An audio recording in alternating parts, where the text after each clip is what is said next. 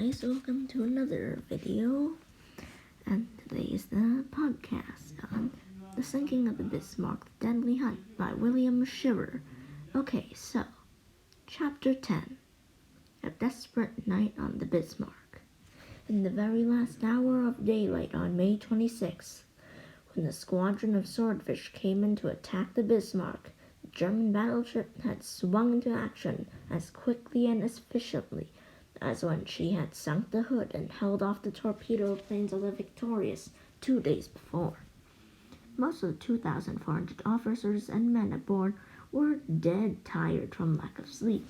For nearly a week, the gunnery crews had remained at their guns, snatching what little sleep they could. It was not much.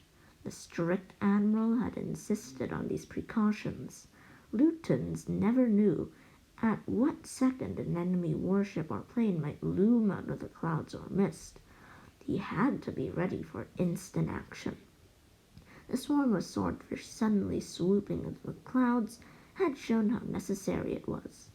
The German sailors felt certain that this would be the last bit of action on the voyage.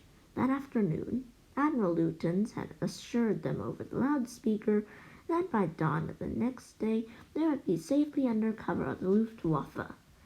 Within 24 hours, they would be comfortably ashore. The sailors, though wary, were in a fairly cocky mood. What could a handful of out-of-date British carrier planes do to their mighty battleship? Shooting them down would be good target practice.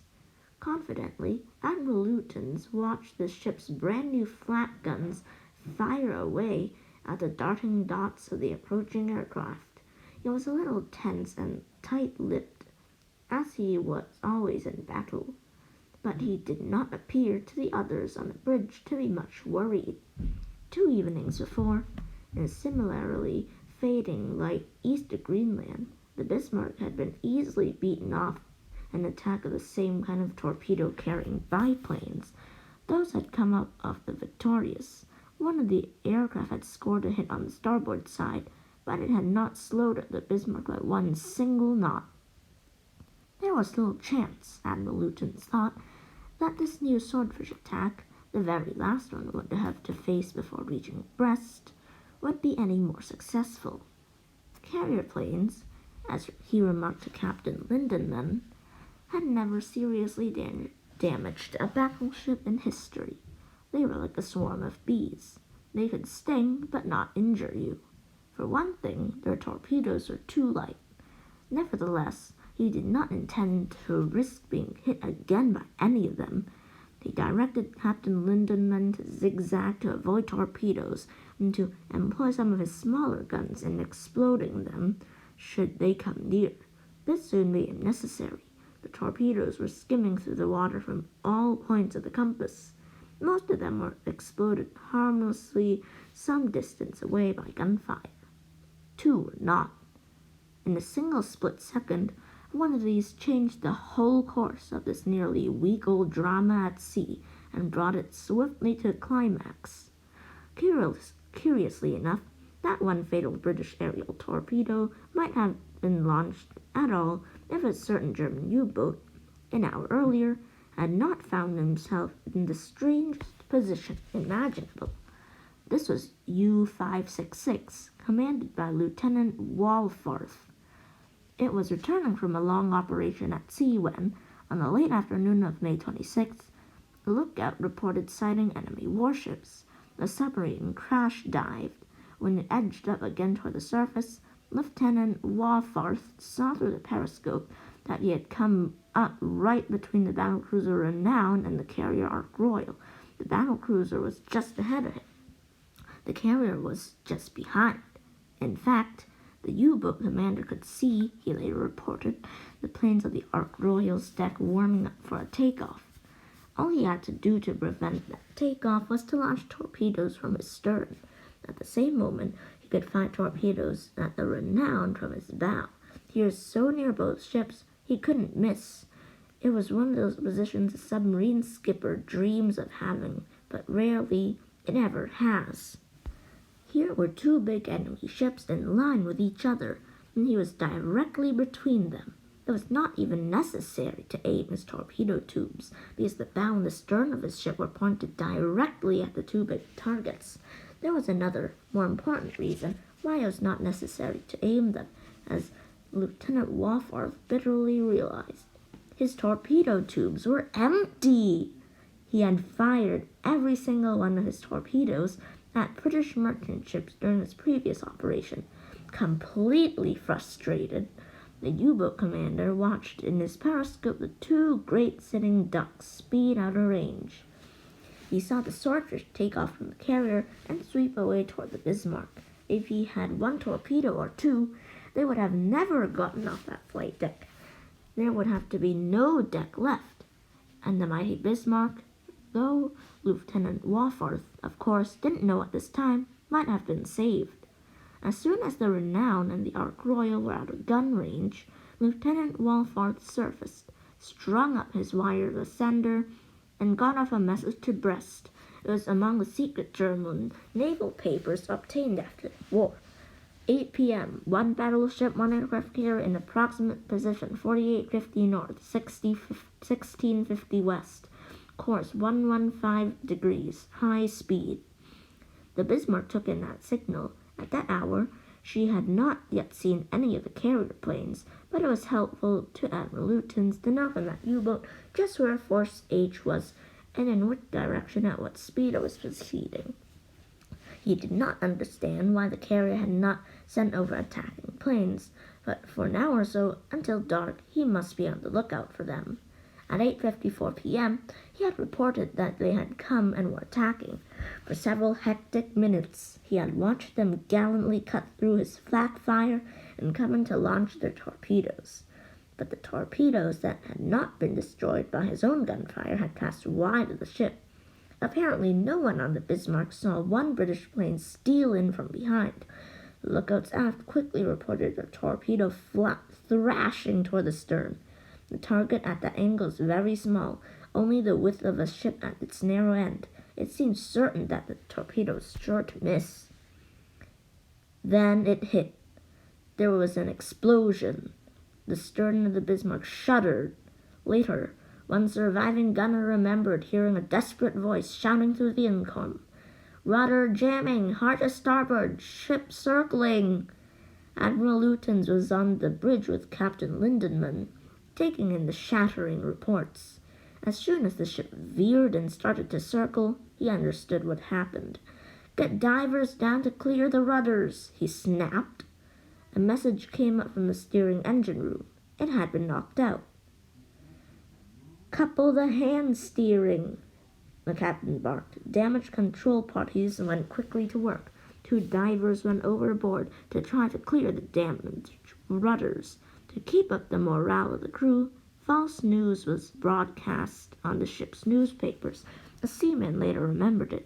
One broadcast said the hand steering had been coupled on. A second, 30 minutes later, announced that the rudders had been cleared. Admiral Lutyens knew better. He was a man of a few illusions. At 9:05 p.m., 11 minutes after he radioed Group West that he was being attacked by carrier planes, he got off an urgent message. 21:05, ship no longer maneuverable. Within a minute, he rushed off another. 21:05, approximate position 4740 north, 1450 west, torpedo hit aft. 10 minutes later, he sent a third message. 21:15, torpedo hit midships. After the British planes, as soon as darkness fell, came the British destroyers. At 11:25 that evening, Admiral Lutyens sent out a signal to shore. "I am surrounded by Renown and light forces." Those light forces now attacked in the pitch darkness of the stormy night. They were Captain Vian's 5 destroyers. They had sighted the Bismarck at 10:38 p.m., and a few minutes later, the battleship had opened fire on them with their big guns. Captain Vian's chief job was to shadow the Bismarck during the night, as added insurance to be trailing by the cruiser Sheffield. Then in the morning, the battleships King George V and Rodney would finish her off. But Captain Vian was a dashing, intrepid officer. He could not stay out of a fight if there was any chance of getting into one. At great risk to his small ships from the heavy guns of the Bismarck. He closed in to launch torpedoes. The Bismarck was already unmaneuverable. Nothing that the destroyers could do would make her any more so. One cannot escape the conclusion that Captain Vian wished to sink her himself. After all, the battleships and cruisers had had their chance and up to now had failed. So he charged in with his little destroyers. Each of them was nearly destroyed by the accurate fire from the German battleship. Her gunners were making good use of her radar in the darkness. The very first salvo against Captain Vian's own Cossack destroyed part of her radio antenna. Splinters from the shells of another salvo wounded 3 men on Zulu. The other 3 destroyers, Maori, Sikh, and Purun, the last being a Polish ship, worked around the Bismarck so as to disperse her fire. But the battleship's guns were aiming well. The destroyers could not get close enough to aim their torpedoes effectively. Still, all night they kept charging in until they had shot their last torpedo. None of them scored a hit. And indeed, Captain Vian was later criticized in some naval circles for needlessly risking his ships. As it was, the destroyers, dodging and twisting about in the battle, lost contact with the Bismarck several times during the night, thus risking failure in their main job. At 2:30 in the morning, Admiral Tovey signaled them to fire star shells to indicate the Bismarck's position to him. He was getting close, but not yet in sight. Destroyers fired some star shells, drawing heavy fire from the German battleships as a result. Yet at 3 a.m., Captain Vian lost his prey and did not regain contact until almost dawn. Captain Tovey, who had lost the Bismarck so many times during the week, was understandably worried. Undoubtedly, this night attack in foul weather by the British destroyers was foolhardy, but despite its failure to obtain a single torpedo hit, it did serve one purpose. It kept the German gun crew so busy all night that they were completely exhausted by morning, and it helped to remind Admiral Lutyens that his end was near. Behind the destroyers, he knew, were British battleships and cruisers. His radio detection officers had been picking up their signals all night. The Bismarck's guns were firing well. They were showing their accuracy against the darting destroyers. But with his ship's rudders jammed, Admiral Lutyens knew that he could not hold his own with the enemy battleships, as he had against the Hood and the Prince of Wales in the first battle. The Bismarck was doomed, and the Admiral knew it. At 11:40 p.m., when the ship was still floundering along helplessly but neverthelessly keeping up a continuous fire on the British destroyers, he got off a radio message to the fatherland. Ship no longer maneuverable. We fight to the last shell. Long live the Führer. 18 minutes later, he broke the news directly for the Führer, Adolf Hitler. He radioed 2358 to the Führer of the German Reich, Adolf Hitler. We fight to the last in our belief in you, my Führer, and in the firm faith in Germany's victory. A minute later, he sent out another signal, 2359. Armament and engines still intact. Ship, however, cannot be steered. With the end almost certain as soon as daylight broke, Admiral Lutyens gave through how he could get the Bismarck's log safely home.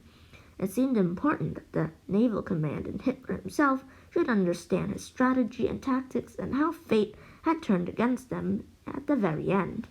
3 of the ship's 5 Arado 196 scouting planes were still undamaged. The Admiral ordered them launched. One was to carry the Bismarck's log. All 3 would take home letters from the officers and crew, the very last letters to families and sweethearts, perhaps, that the young men would ever write. The airmen were the envy of the sailors. They at least would get out alive. Letters were hastily written, as best they could, in the midst of the battle with the British destroyers. It would be difficult to launch the planes in the high seas, stiff wind, and darkness, but the pilots were confident they could take off. The ship's log and several mail pouches were loaded onto the 3 planes. The first one was hoisted on the ship's catapult.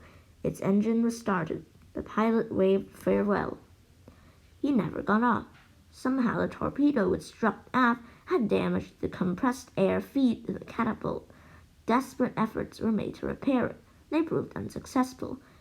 In despair, the pilots finally climbed out of their cockpits. Their mail would never be delivered to the loved ones at home, at least not by air. The ship's log would have to remain aboard. This is a further despairing moment for the men on the Bismarck. Most of them were still working themselves to a point of exhaustion at the guns, which continued to bang away at the enemy destroyers.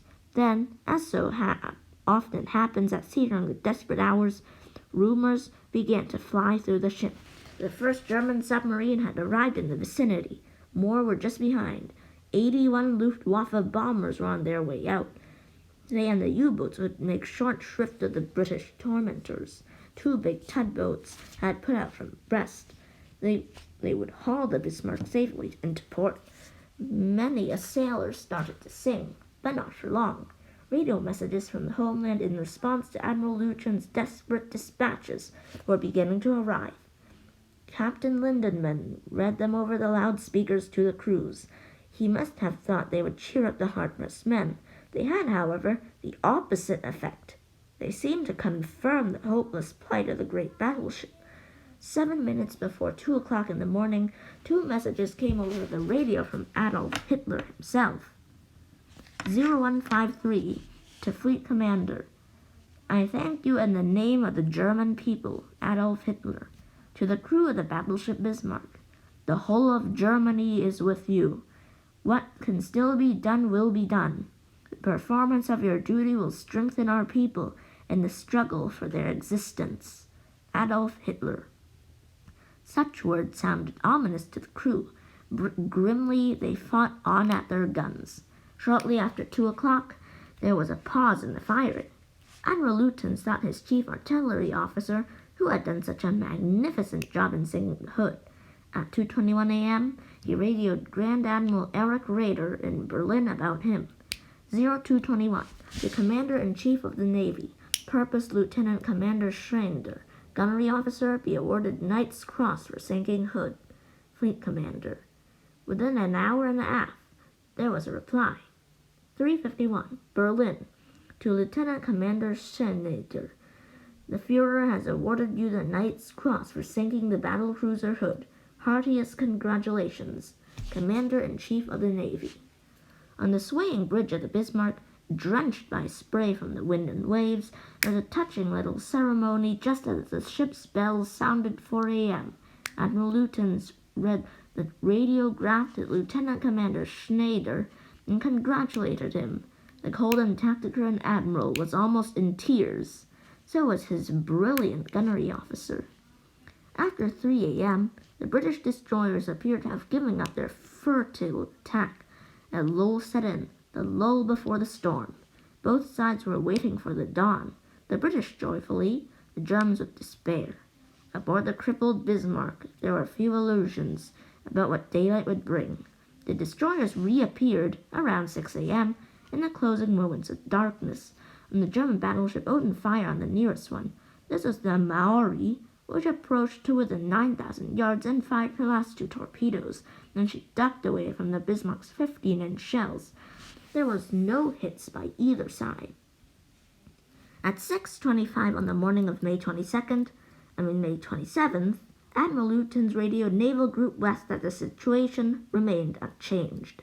At 7:10, in the first dim rays of daylight, he dispatched another signal. Send U-boat to save War Diary. Log. War log. So the Bismarck's war log. That was the last message ever sent.